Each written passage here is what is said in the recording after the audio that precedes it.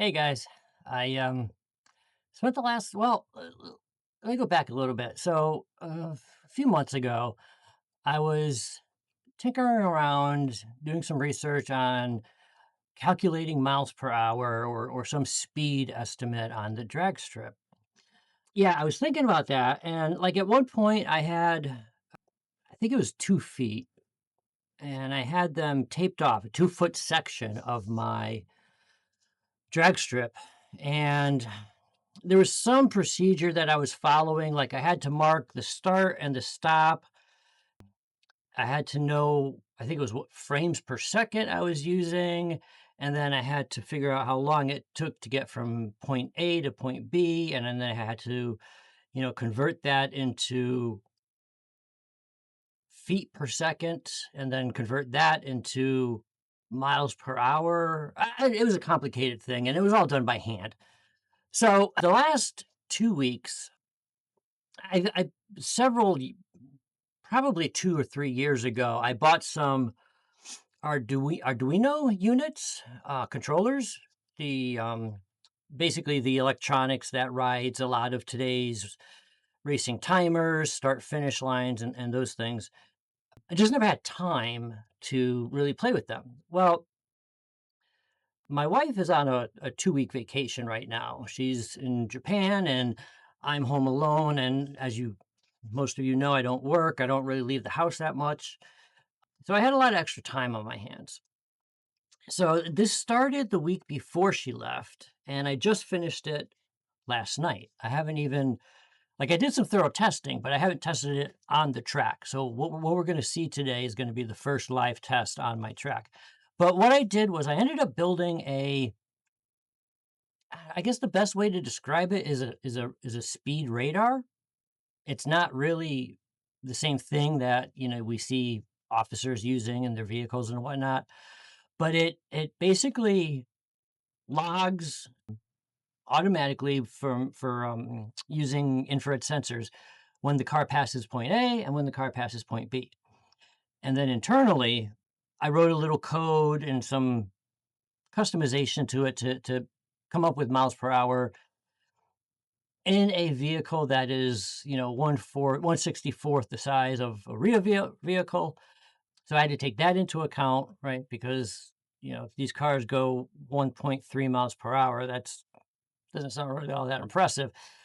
But then again, also when I was scaling them up to true miles per hour, if this were enlarged by 64 times, and the values were just very high, too high, I thought, for a drag race, a drag strip, especially with the types of cars that typically run in the diecast circuit. I mean, they were coming up with like 3 and 400 miles per hour, and I was just like, yeah, that's not really realistic.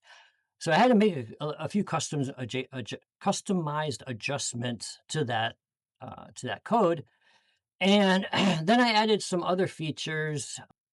This particular unit that I built, it has two pieces. It has the front sensor, and then it has the back sensor, and then attached to the back sensor is the control box. So since the two sensors are connected by a cable, it's a Cat5, basically Ethernet cable. The distance could be as long as 8 feet, and it could be as short as 2 feet, right? It depends on your track setup, where on your track you're going to use this. So in the control unit, there is a button to see what your current distance is. You can set it in the control unit, and you can set it anywhere from 2 to 8 feet in half-foot increments. I have another button that it's going to record high scores, and it's going to save them long term. So when a new high score appears, it's going to flash on the display, but then also behind the scenes, it'll save that as one of the top 10 scores of all time. Now, you can go into those scores, and let's say, I don't know, a car slipped through the start gate prematurely, and it was an invalid run. You can then go into the scores and delete them one by one. So if there's a score you didn't like there, it was by accident, something happened, you can go into it and delete it. The third piece that I really like, and I haven't used it in production yet, but let's say I wanted to do qualifying, and instead of using the times on the track for qualifying, I use miles per hour. What this box can do, if it has a USB connection to my laptop, it can, you run a car down, and if you hit this button, it'll save that to an Excel file. So I might have an Excel file with, like, let's say we're going to run 16 cars today, and we want all of their miles per hour listed.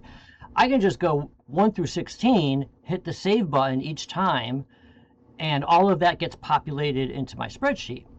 And the same thing as with the high scores. If there's a run that, you know, a car was, you know, off track, or whatever was slowed down, or you didn't like it, you can also just don't save it, skip it, and go on and do a retry. And that'll still automatically populate the spreadsheet with their calculated miles per hour, what number order they were running, the distance between the timers, and the actual time that the car took to get from, you know, sensor A to sensor B.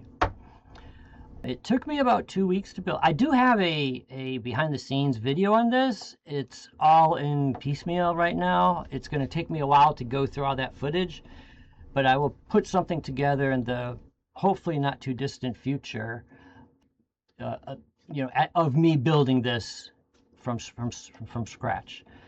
So let's go take a look now. I'm going to bring you over to the racetrack, and we're going to watch it in action. Okay, so we're going to do a little demonstration. First thing I'm going to do is show you the power-up sequence. So as soon as I plug this in, it'll start up, it'll go through its sequence.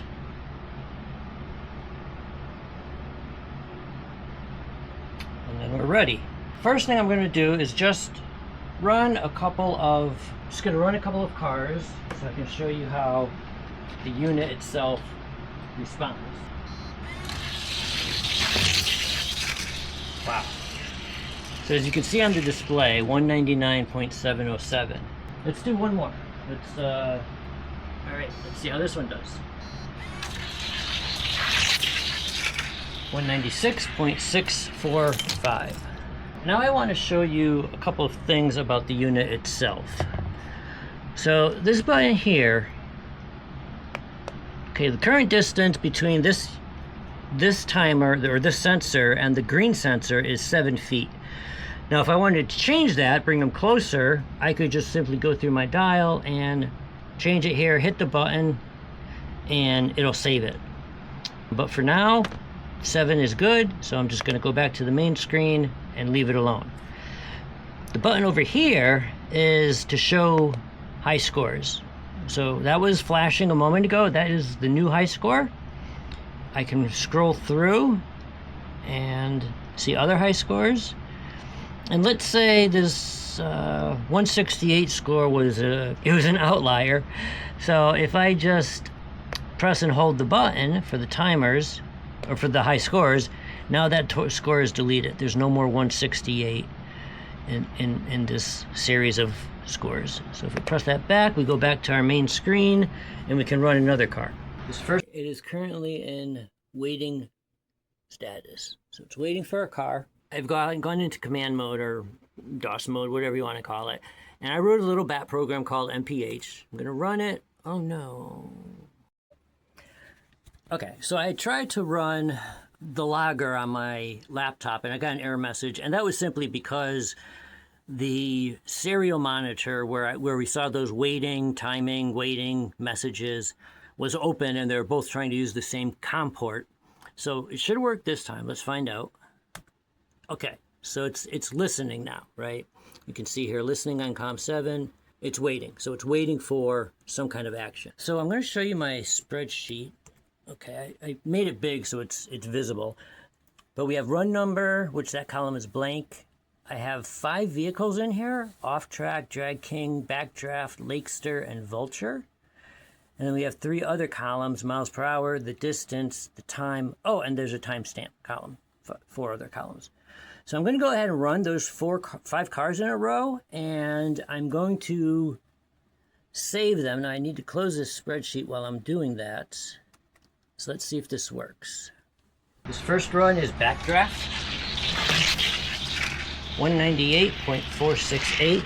Now I'm just going to press this middle button, and it says it's saved. When I run all 5 cars, we'll go back into the spreadsheet and check it out. Next up is Drag King.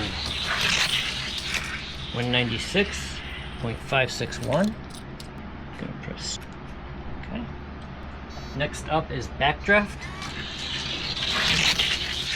New high score, 202. Save that.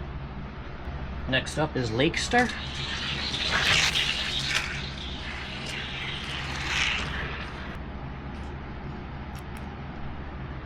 And the last car on the track is Vulture.